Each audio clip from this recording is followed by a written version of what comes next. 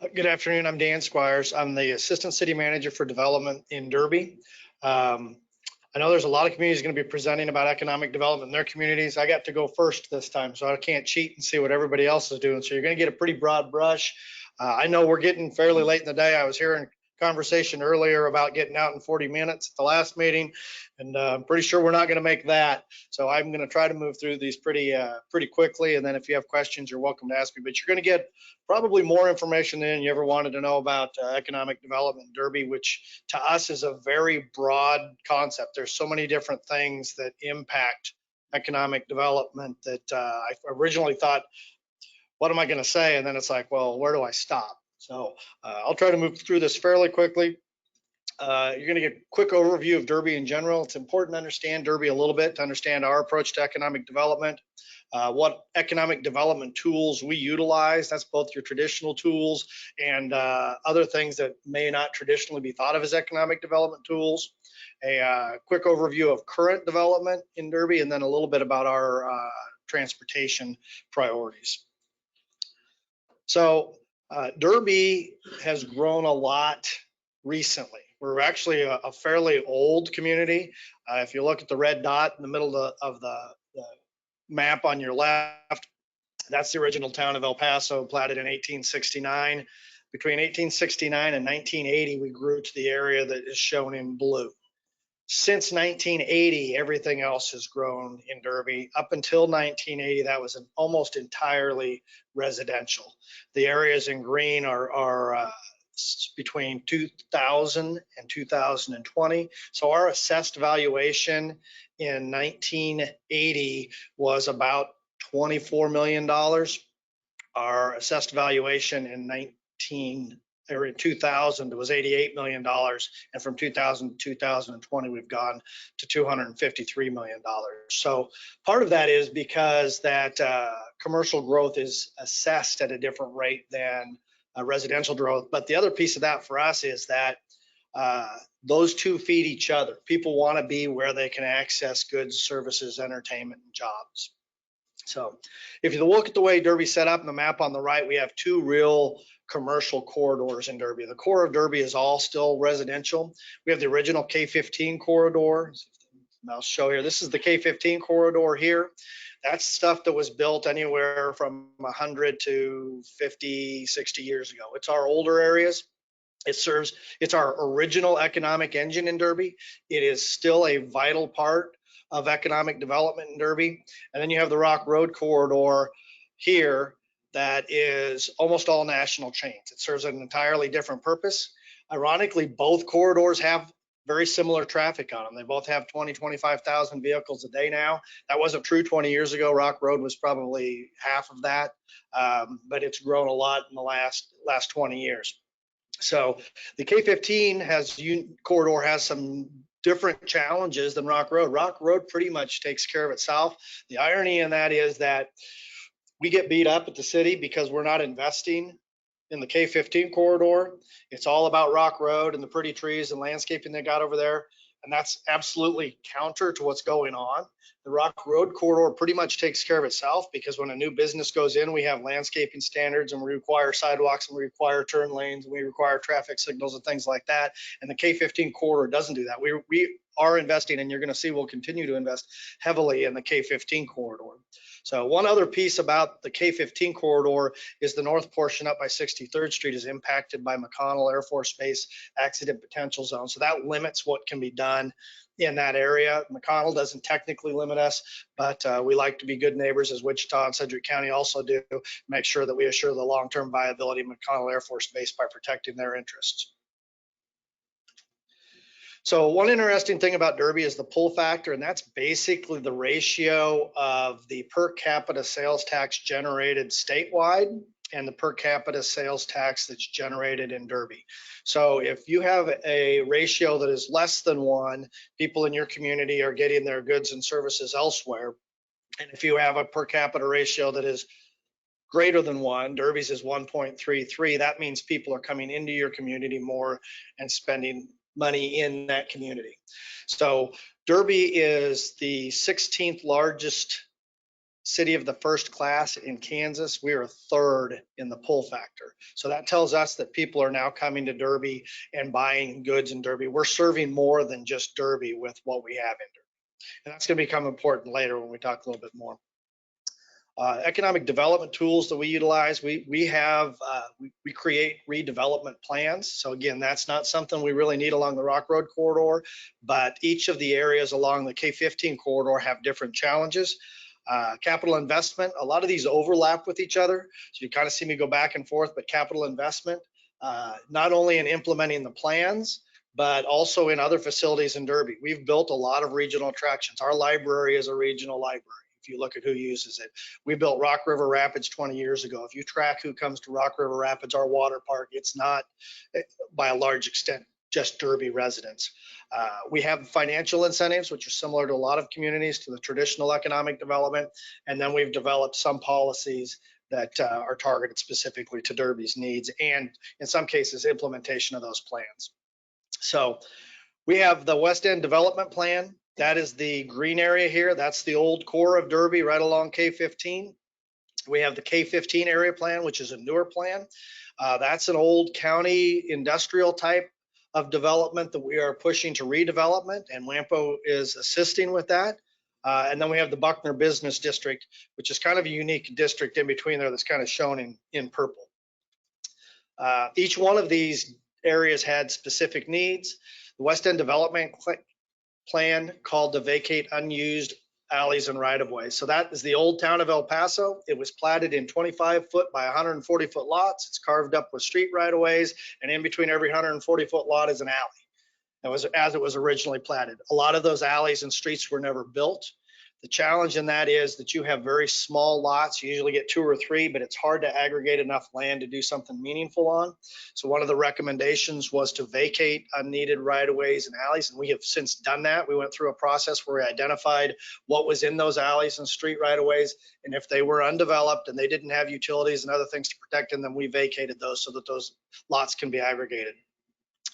Investment in infrastructure. This is an old area. You can see the before and after picture there.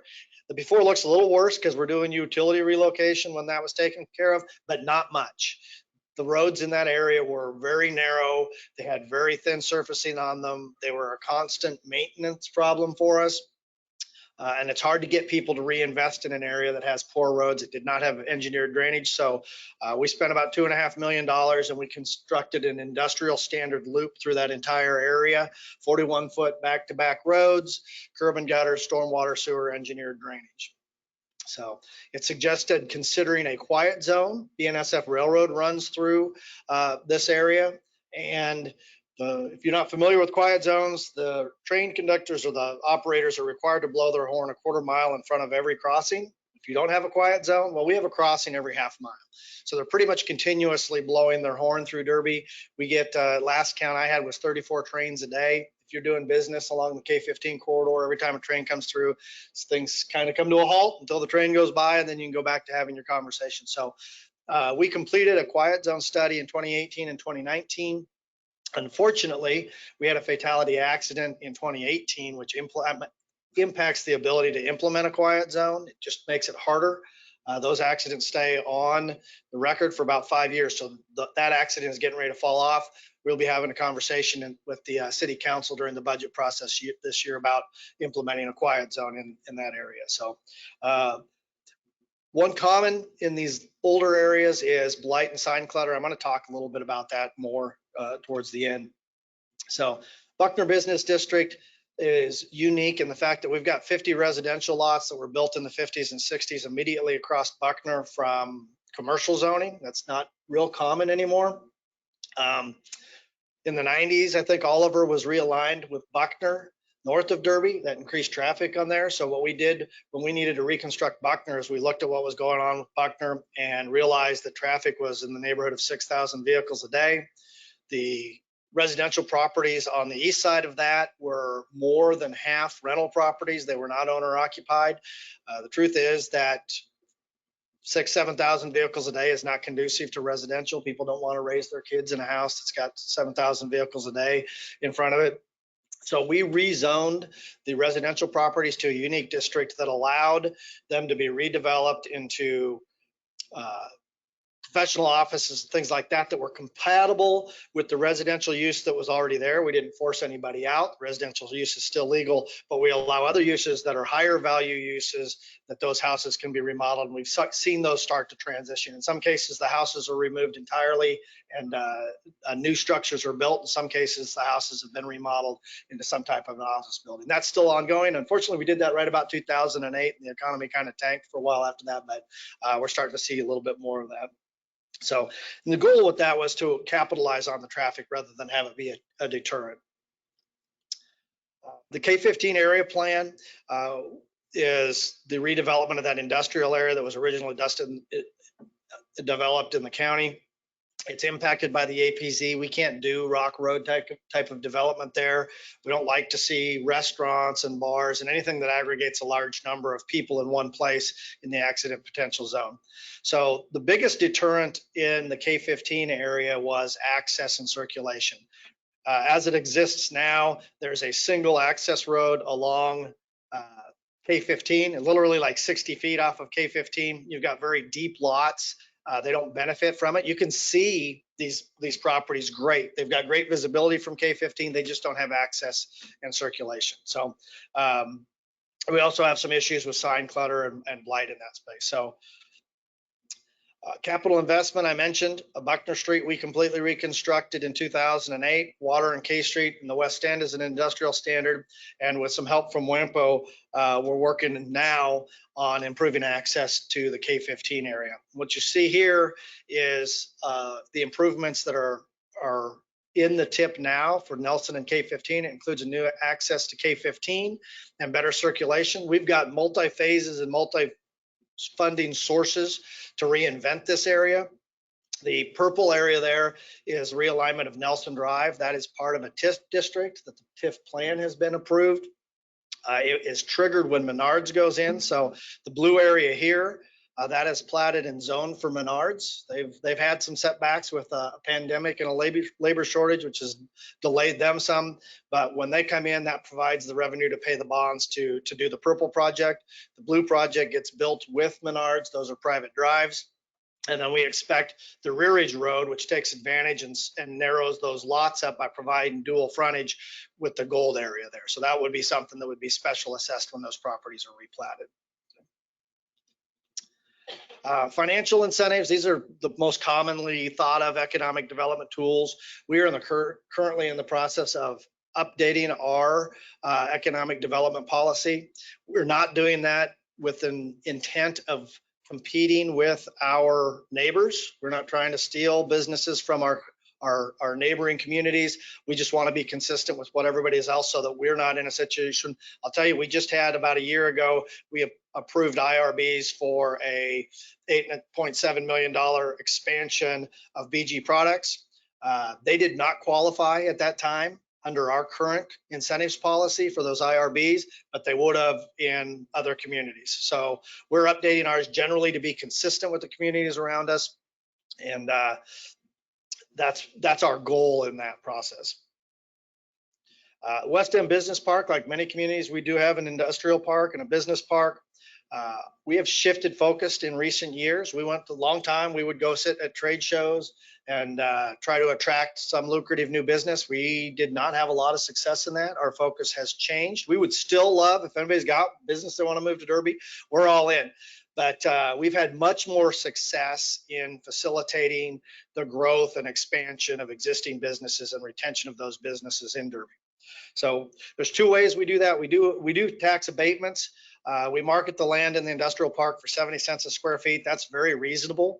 It's basically the cost of the infrastructure we put in to serve the park to begin with. It's just recouping those costs, so you're getting the land for free. But what we've done on several recent ones is give the land away in lieu of other financial incentives. So we've got the 4 lots in green remained available. 2 of our success stories in the bottom right corner is BRG Precision Products. That is a company that started in Derby. It was a firefighter making atomic clocks in his garage. He has grown. He outgrew that space. He moved into another space. He outgrew that space. then moved to the industrial park, and since then acquired another lot in the industrial park and expanded again. Aircraft and commercial enterprises is the two A slots here. Those are the first ones that we gave land away to. We gave land away. When we do that, we have a commitment that they have a certain amount of time to build what they said they were going to build. That's very similar to what you would get if you were doing IRBs with a pilot agreement and a clawback provision. If they don't do what they said they were going to do, then they give the land back. They have done what they said they were going to do in the process now. We've given them another lot and they're expanding onto it.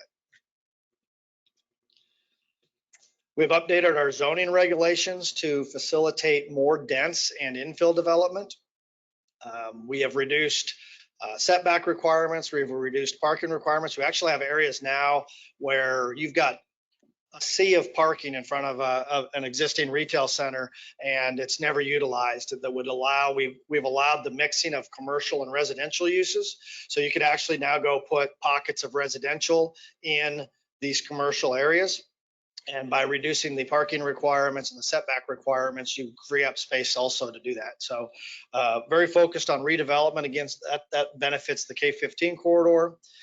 One of the challenges that we've got, again, in the older areas is that we have very experienced organizations that develop along Rock Road, but along the K15 corridor, you may have a local business that owns another building or something like that. And the planning process and the planning fees can be very daunting to them. So we have targeted, reduced, and waived fees. If you've got an old building in the West End that needs to go, we're not going to charge you for a demo permit to remove that building that we think needs to be removed. We've cut our planning fees by 50% in a lot of those. So just making it easier and less daunting for small scale developers to develop and redevelop in the area. We have adopted property maintenance codes. Again, both the K15 area and the West End area have a focus on dilapidated buildings and obsolete signs. So we have adopted codes. We've had some of those codes on the books for a long time. It is not very palatable either for city staff or politically to go beat up small businesses about replacing their signs or painting their building. A lot of times the finances just aren't there for them to do that. And unfortunately, that means the guy next door doesn't want to invest in his building, even if he afford to not also. So one of the things that we've done is the city council last year approved the commercial facade improvement program. It's a 50% matching grant for facade improvements, landscaping, ADA, and sign improvements.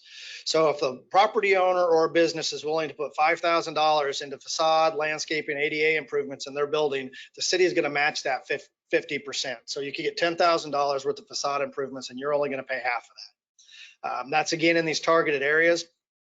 We have a lot of obsolete signs. Pole signs are no longer allowed in Derby. They're legal if they're there.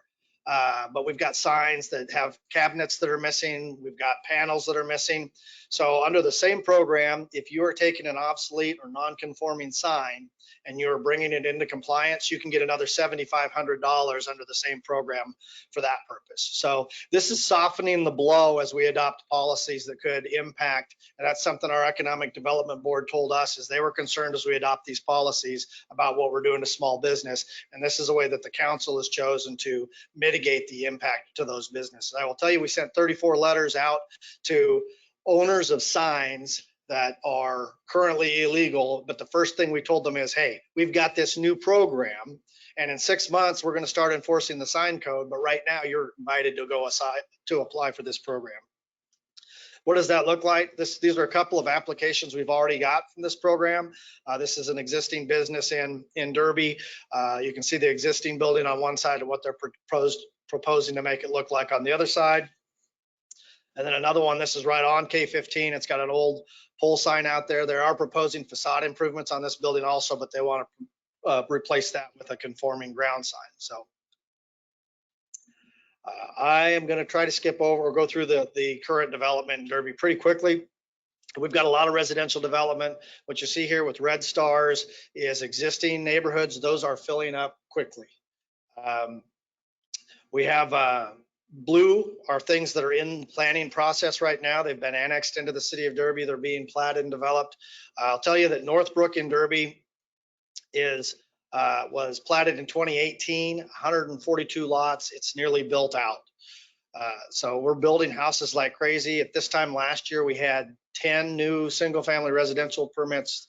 At the end of April, we had 39 this year. So we are needing spaces to grow and build houses.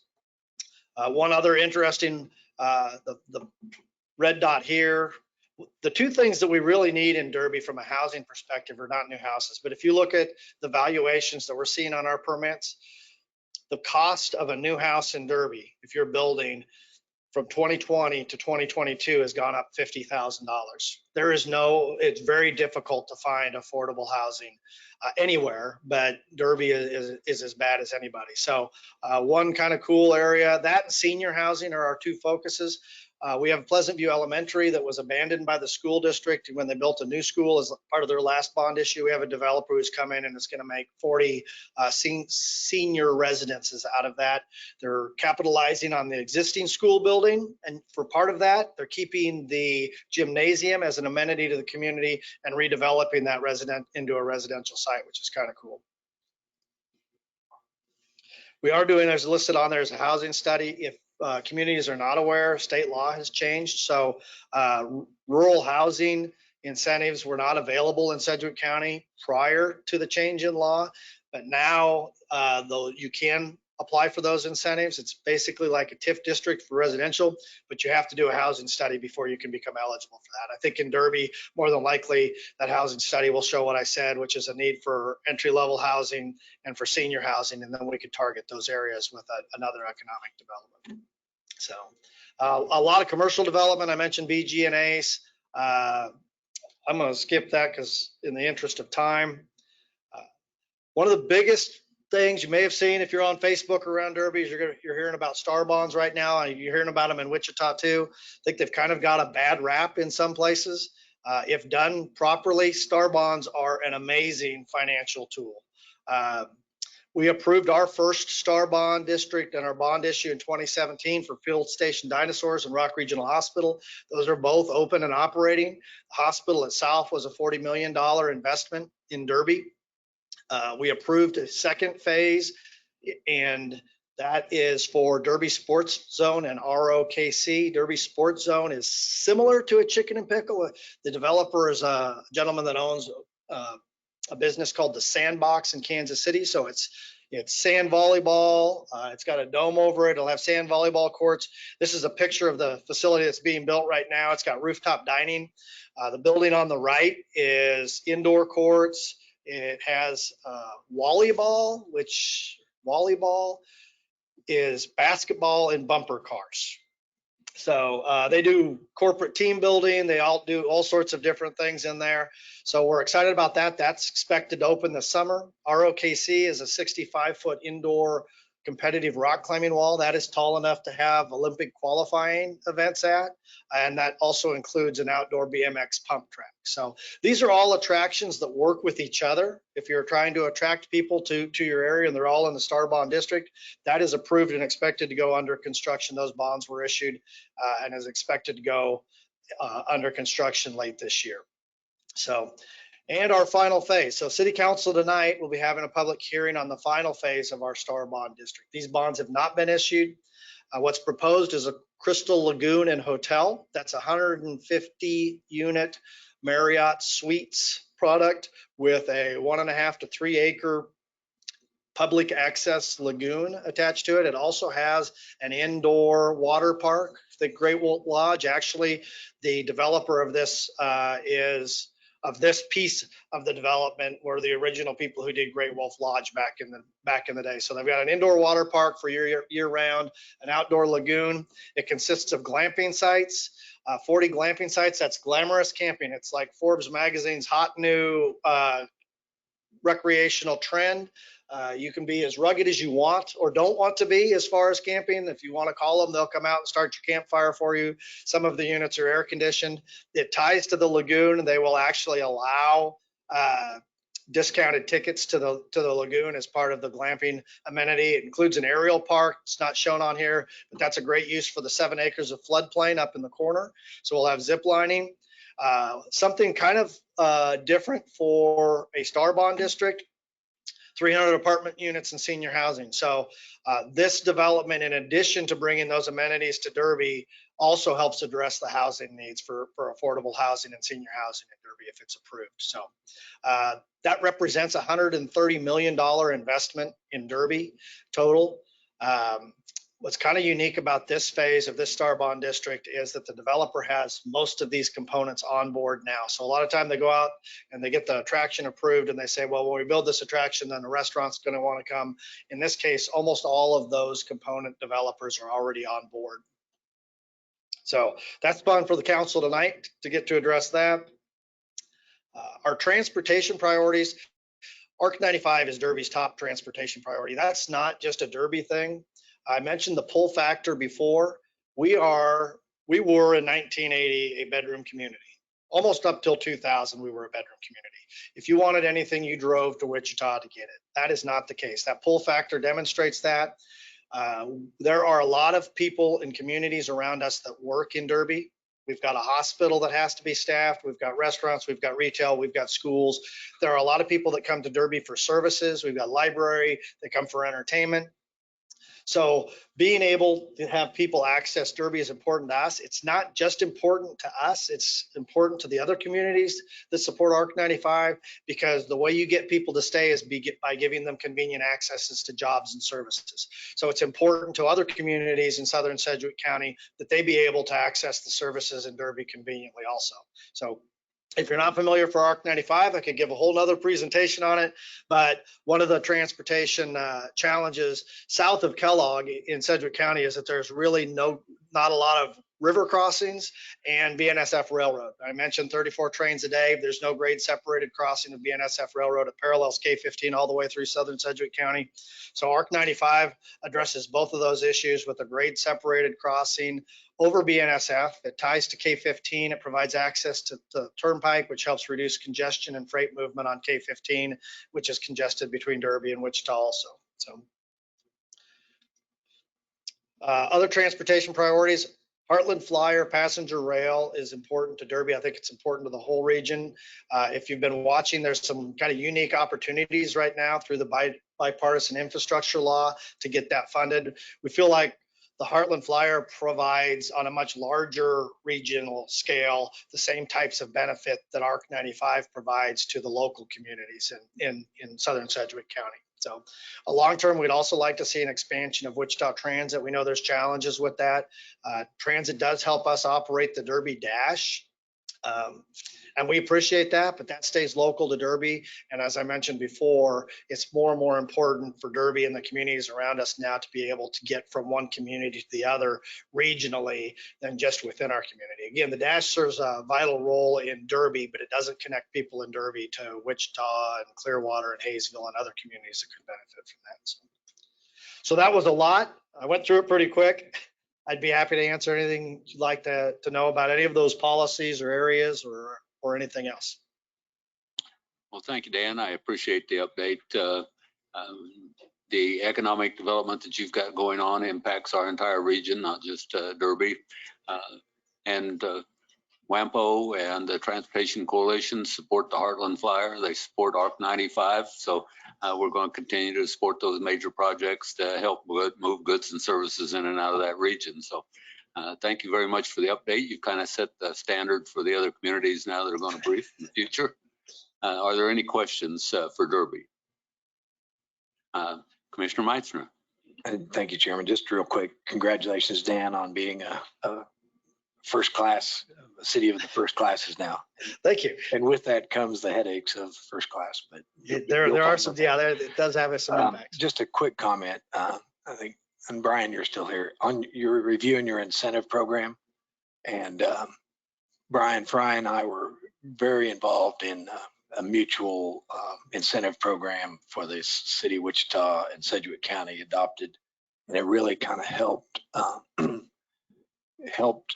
GWP was involved hugely, even hired an outside consulting firm that what's best practices that fits us. And I think cities like Park City and Bel Air, and even as far as Newton and Andover, have benefited from a regional approach to economic incentives. So if you find yourself in conflict with some, I would just suggest use that. I will just tell you that right behind our proposed policy is the Wichita Sedgwick County policy in there. So it's good. You're going to find that it mirrors that policy. As I mentioned before, we're not interested in trying to compete. We want to be consistent.